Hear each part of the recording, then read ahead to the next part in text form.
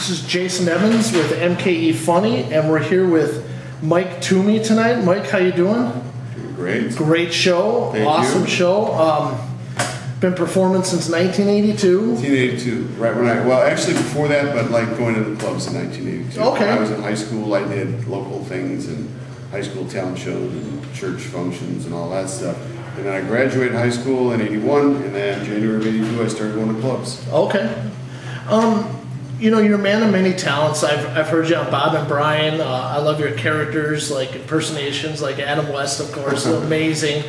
Do you also do the Carney on Bob and Brian? Yeah. I heard about that. That's one of my favorite characters. I just found out you did that guy also. We had a period of time where I was just calling it as all kinds of different personalities. And, That's so great. You know, they ran their course. But Yeah. it was fun while we were doing it. Yeah. How did you come up with a lot of your various characters that you have?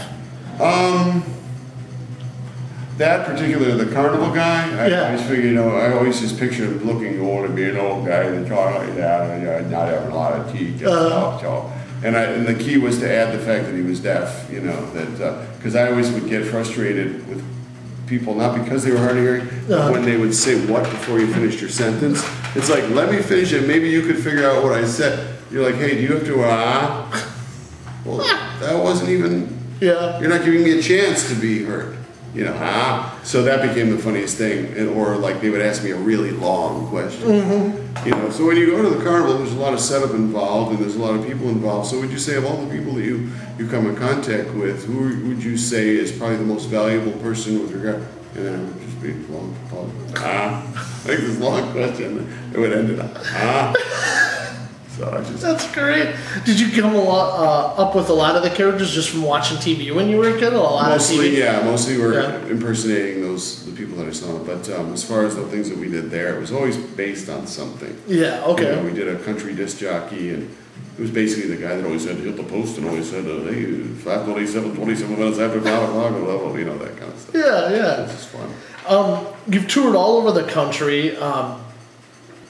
What do you like most about performing in Milwaukee, and how does it measure up to other cities? I love Milwaukee because, I mean, it's the same sensibilities as Chicago where I live.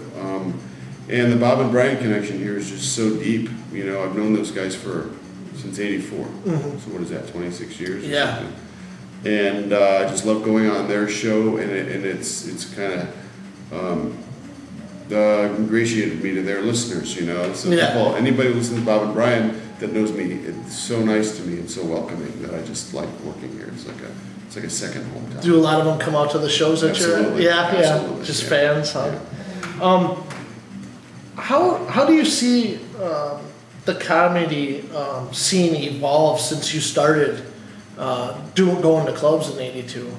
I started right before comedy just took off. Yeah. It was a great time to get on board because I was learning right before the boom. And when it was time for it, I had a couple of years under my belt, and I could go traveling and work in all these clubs all over.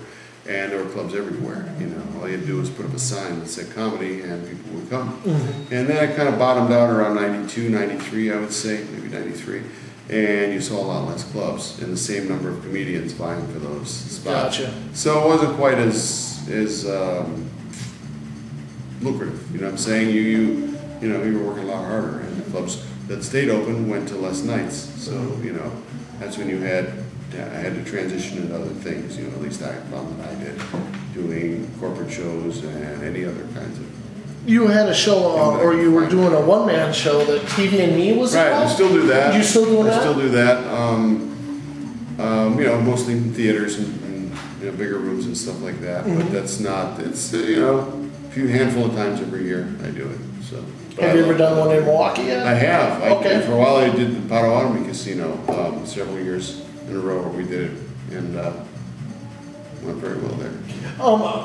Anything else that's going on or that you have happening that you'd like to mention? No, I mean, well, I do a lot of local TV in Chicago. I'm on a news show there, but it doesn't work. I got you. Yeah, it's WGN, but their morning show doesn't go national. It's not on WGN America, the superstation. Gotcha, okay. It's, you know, you probably watch Rockford Files or something while I'm doing that show. Oh, I gotcha, okay. But it's something that I've been doing for 8 years plus, and I've learned a lot doing that about live television and, I imagine. teleprompter, and been a great learning experience. Plus, I grew up watching that channel, so there's Wow. a real sense of history and That's cool. being a part of something that I grew up with.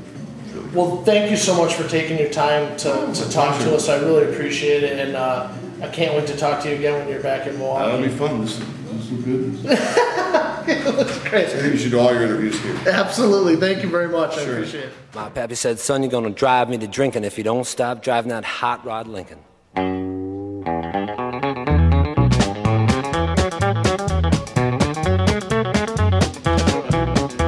Have you heard the story of the hot rod race with the Fords and Lincolns was setting the pace? That story is true, I'm here to say I was driving that Model A.